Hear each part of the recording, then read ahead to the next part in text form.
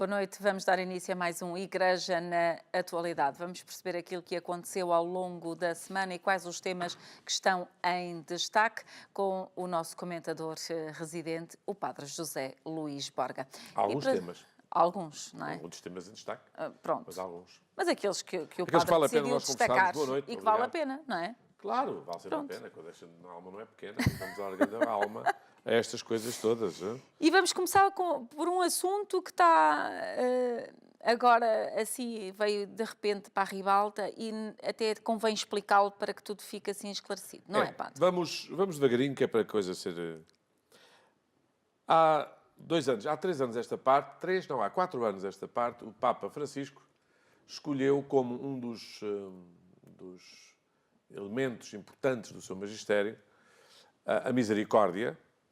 Ele sempre achou que era aí que estava o caminho que a Igreja devia fazer.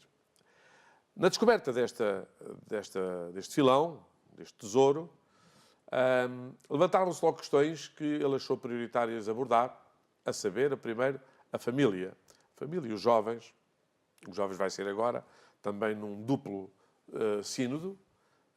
Antes havia um sínodo sobre cada coisa, agora está a fazer 2 para cada assunto. Vamos ver se ele consegue terminar o dos jovens.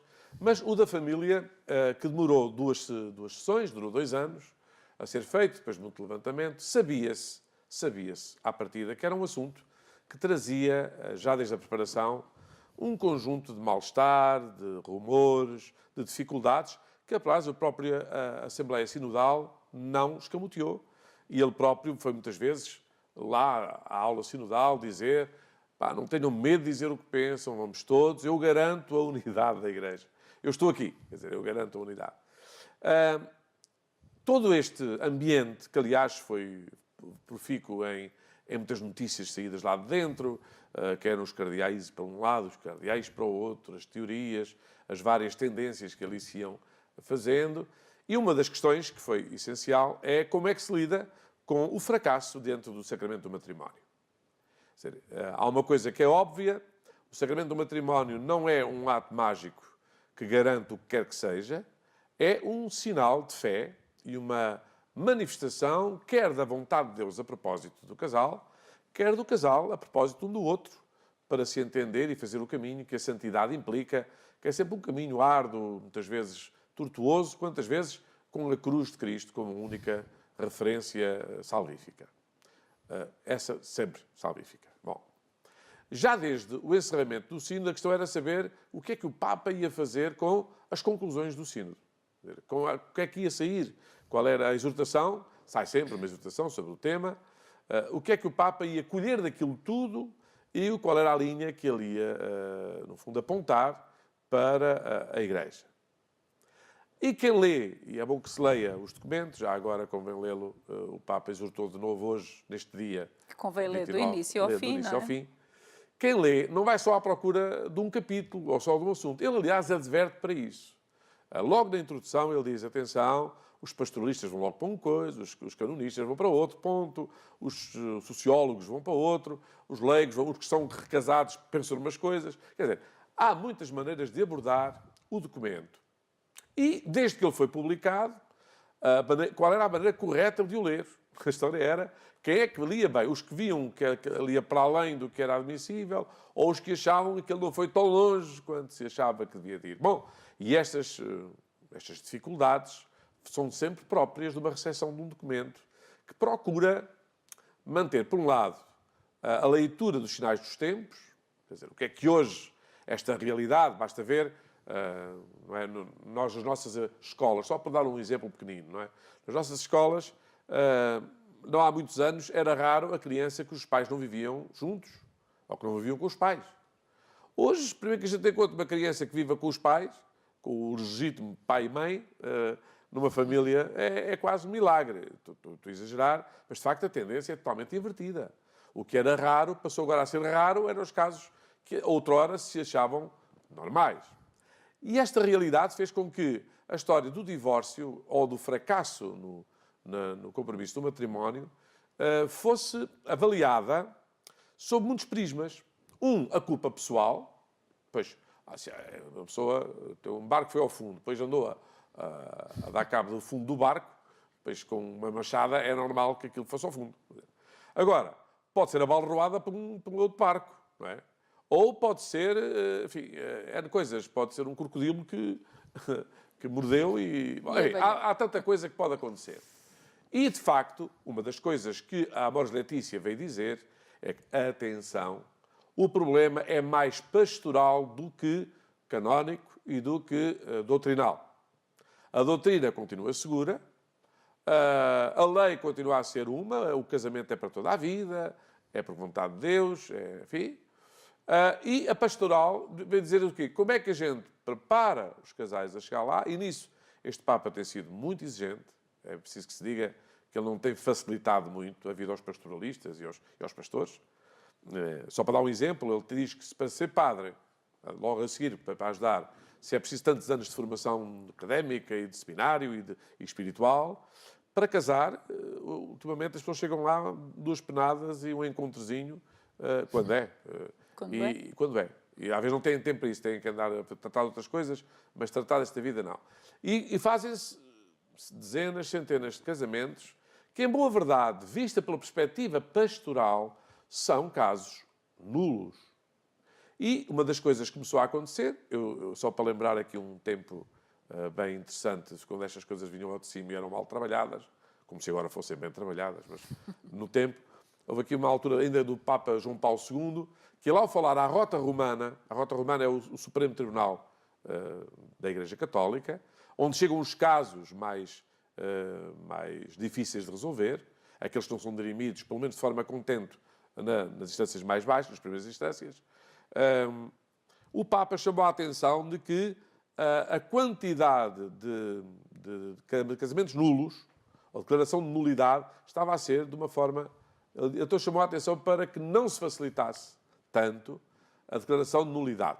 O Papa João Paulo II, já houve o Papa Bento XVI, agora estamos com o Papa Francisco. Quer dizer, este assunto já foi tentado, abordado e orientado de muitas maneiras. É tão longo e vai continuar a ser, não é? O que é novo foi, pelo menos, 4 cardeais, eu dizer, eles são de centenas, portanto, houve 4, que decidiram pedir ao Papa esclarecimentos para que eles pudessem, enfim, instruir as suas dioceses de forma correta. O Papa, lá porque achou que não devia estar a ser comentários aos comentários, agora tem que fazer um outro documento que comente o documento que fez, enfim, achou por bem, nem respondeu. Porque trata-se de cardeais, não estamos a falar... Se fosse o Padre Borga, que nem sequer esteve lá, mas os cardeais têm a obrigação de saber que estas coisas são feitas com muita seriedade. Você não acorda com os pés de fora e diz, vou acabar aqui uma lei. Estas coisas não são feitas assim. Estamos a falar de gente, 2 deles já estão no céu, já resolveram o problema. Este problema já está resolvido. Só que isto é a ponta do iceberg, isto é a manifestação de muita gente que, aliás, inclusive na própria aula sinodal, se manifestou contra determinadas visões, contra determinadas formas de ver, uns muito na linha do que é a ordem, com o medo de que se abrirmos uma exceção, estamos a dar cabo do sacramento, enfim. Há razões para ter medo destas coisas todas. E o Papa não ignora. É evidente. Aliás, isto está... Basta ler o documento, está serenamente. O documento até é longo, não é uma coisa feita assim ad hoc. Não é? Bem, esses 4 cardeais tiveram como resposta o silêncio. Então, se é assim, vamos a mais. Agora não é 4, já vão a 70 teólogos, pastoralistas, bispos. A gente que se juntou e faz um documento de 25 páginas. Não é pouco, 25 páginas. Eu já estive a lê-lo, aliás, tenho aqui, que vou só passá-lo, não para vocês lerem, mas só para a gente o ver. Vou só pô-lo aqui no sítio. Ora bem, se puderem pôr, portanto, cá está, Correxio Filialis sobre a heresia do Papa. Começa em português, são 25 páginas. É engraçado porque vai buscar as razões todas, estou só a passar que é para vocês depois tomarem balanço para lerem. Quando chega à Correxio, quer dizer, à correção, eles que se falaram, está tudo em português, passam a falar em latim. Quer dizer, eu aqui já tive dificuldade, devo dizer pessoalmente, passam is verbis, ictis, tem que estar aqui, já não é para todos lerem. Quer dizer, na argumentação está tudo em português, tudo como deve ser, tiveram o cuidado para que a gente perceba. Chega às horas sérias, fala-se em latim, porque estas coisas são muito... para ninguém perceber. Para dar importância. Não é? É assim, ok. E não são poucos, são 7 pontos, nos quais eles alegam ao Papa, acusam de heresia. Bem, estamos a falar de coisa muito séria, de correção fraterna. Toda a gente ficou, aliás, isto chega à comunicação social, alto aí, temos aqui matéria de sobremaneira, depois é preciso perceber quais são as razões, enfim, há aqui uma releitura total. Enfim, hoje, vindo para aqui, é bom a gente, estas coisas que Nosso Senhor às vezes vê a favor, já vinha com a ideia de falar sobre o assunto. Hoje o Papa pronunciou-se finalmente, não respondeu a estes senhores, não respondeu, volta a não responder.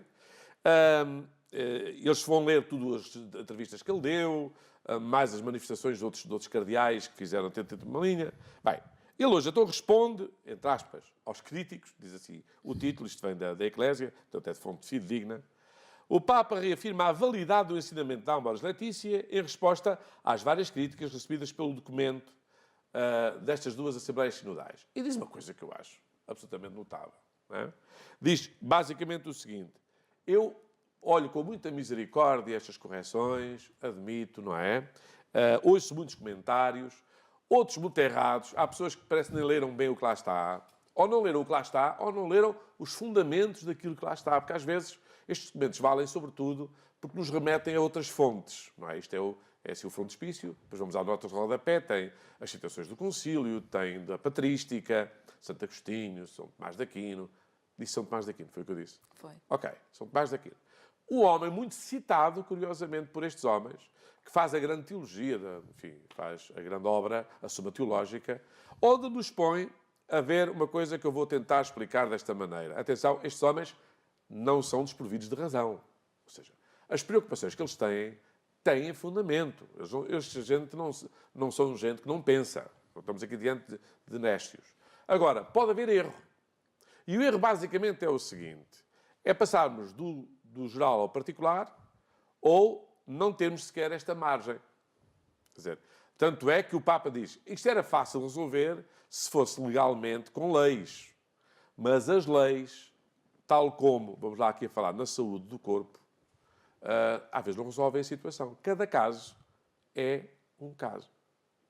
E como cada caso é um caso, confrontado com as leis, deve-se fazer uma coisa que se chama, a palavra é complicadíssima, discernimento.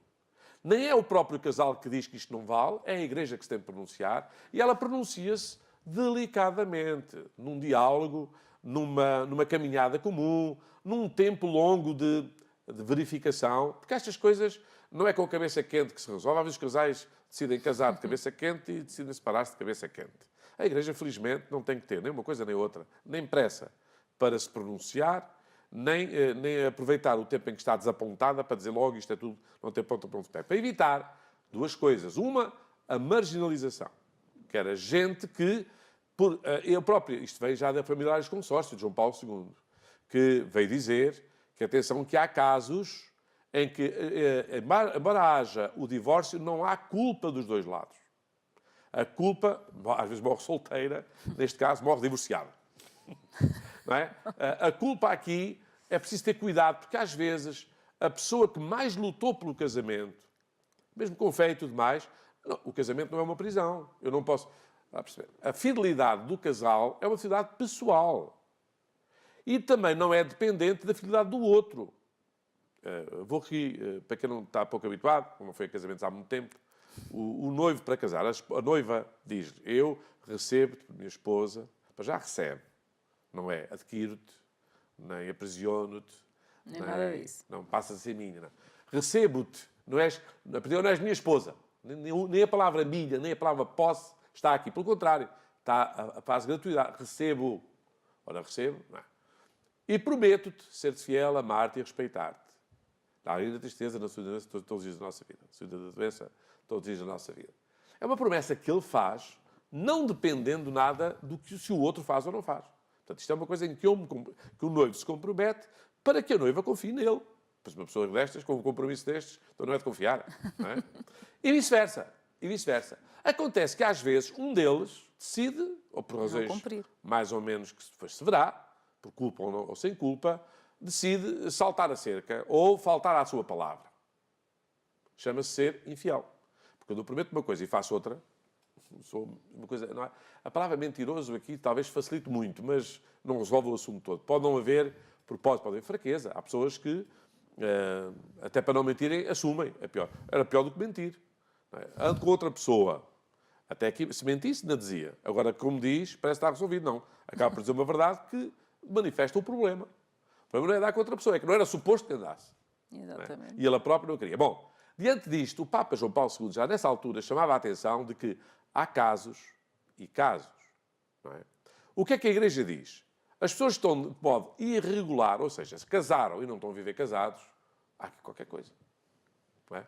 Então sejam tratados, afastados dos outros sacramentos.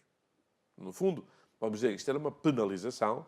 É uma penalização. No fundo, é uma atitude disciplinar, que é, já que tu não és fiel ao sacramento que te assumiste, a Igreja não te confia mais sacramento. Só que nós muitas vezes chegámos à conclusão que aquele sacramento de que estamos a exigir fidelidade, também ele era nulo. E aqui é que está o problema. É que um casal, vou dar este exemplo para ser muito simples de entender, que tem a declaração de nulidade, ele passa ao estado solteiro. Porque, em verdade, nunca casou. É a Igreja que lhe diz, o teu casamento não tem validade, é nulo. Certo? Portanto, fica como se nunca tivesse acontecido. Nunca aconteceu. Não é como se não tivesse. É que declara que nunca aconteceu. Porque essa é que é a verdade. Por várias razões. Enfim, queríamos agora aqui. O próprio documento tem lá isso tudo. Portanto, o melhor é estudarem. Estudem. E, no fundo, foi o que o Papa diz. No fundo, o Papa defendeu a necessidade de ler ali do amor do princípio ao fim, desde o primeiro ao último. E refletir. Ele diz, meninos, pensem. Não queiram resolver logo isto à pressa. Gastem tempo a pensar estas coisas, porque dá gosto também pensar isto. É claro que não ficamos com o problema resolvido. Isto era mais fácil se fosse preto e branco. Isto admite-se, aquilo não se admite. Estes são pecadores, os outros são todos uns santinhos. Nem é verdade que há pessoas que também, embora não estejam divorciadas, em boa verdade espiritual, podem não estar em condições de comungar. Mesmo em relação ao casamento. Não é? E assim como eu tenho, se calhar, o dever de dizer a uma pessoa que até nem está divorciada, até vir com a esposa, desculpe, hoje não vá comungar. Estou a impedir de ir à comunhão. Embora não por razões canónicas ligadas ao... Porquê? Supõe, basta uma pessoa, por exemplo, não acolher a esposa como ela é. Sendo que ela se esforça para lhe ser... Mas não acolhe. Abusa dela, ou do esposo. Exato. Basta esta atitude para ele não ser de acordo com o que falou. Então, esta pessoa, em boa verdade, devia ser ajudada a entender que não está em condições sacramentais para comungar. Não está a viver o sacramento do matrimónio, com a verdade que ele implica. E estou a falar de gente que está casada, atenção. Assim como gente recasada, ou seja, recasada, para lembrar requentada é uma coisa complicada, ou seja, que voltou a casar, eu sei que esses casos em que o segundo casamento, sim, não só eles estavam em condições de o viver, como o vivem de facto. E o que é que o Papa veio dizer sobre isto? Cada caso deve ser acompanhado espiritualmente, e pela Igreja, não é? Cada um é que acha. Às vezes também vê-se que a Fátima, olha, eu quero comungar, vou comungar. Está tudo, não é? E o Papa o que diz é, quem quer fazer caminho na verdade, nem de propósito com o tema, vai para as explicações sociais, mas diz assim, criticou depois os que julgam que a moral é pura casuística, que é, este caso sim, aquele não. Então, estamos a falar de casos em abstrato. Mas as pessoas em concreto são cada caso. Vamos pôr então, para terminar este exemplo, parece-me já estamos a chegar ao tempo, pôr então a questão neste devido lugar. Existem gripes e pneumonias e cancros do pulmão. Compete ao médico que sabe do assunto, o doente queixa-se, verificadas as questões, feitas as devidas análises, sem pressa, para distinguir o que é uma simples constipação de uma pneumonia, é muito mais grave, uma inflamação respiratória, a outra coisa bem mais grave, uma insuficiência cardíaca, enfim. Compete ao médico, e às vezes a uma equipa de médicos, e às vezes quando não pedir segundas opiniões, porque se isso é assim com o corpo e é factual, e é analisado por tudo quimicamente, pelas imagens, mais que seja, é difícil o diagnóstico, às vezes está-se no diagnóstico errado. Isso pode levar à morte do doente. Então, o que é que o Papa está claramente a dizer? Atenção aos pastores. Isto dá trabalho, mas é o nosso trabalho. Não deixemos que cada um faça o que entende, nem passemos um cilindro sobre estas diferenças. Claro, uma pessoa que objetivamente não vive de acordo com o seu sacramento, não deve aproximar-se da Eucaristia. A Eucaristia também não é o lugar, e o Papa tem-no dito, não é o lugar para os perfeitos. É onde a gente se alimenta para caminhar na perfeição. E às vezes os pequenos passos, diz ele, citando São Tomás de Aquino, um pequeno passo pode valer muito mais do que uma caminhada toda. A gente vê isso com o caso de um deficiente, não é? Às vezes, o fazer um pequeno gesto, ele diz, ui, bom, és o herói. O que para nós não custa nada, que somos dotados. Quer dizer, é preciso perceber se a pessoa está de boa fé, se está com verdade na luta. E quantas vezes, eu sei de casos, pessoas que foram abandonadas, estão por isso em situação de divórcio, que em termos canónicos e em termos espirituais, estão tudo menos infiéis ao casamento. Vamos aproveitar essa deixa, Padre, fazer uma curta pausa e voltamos já de seguida neste Igreja na Atualidade. Até já.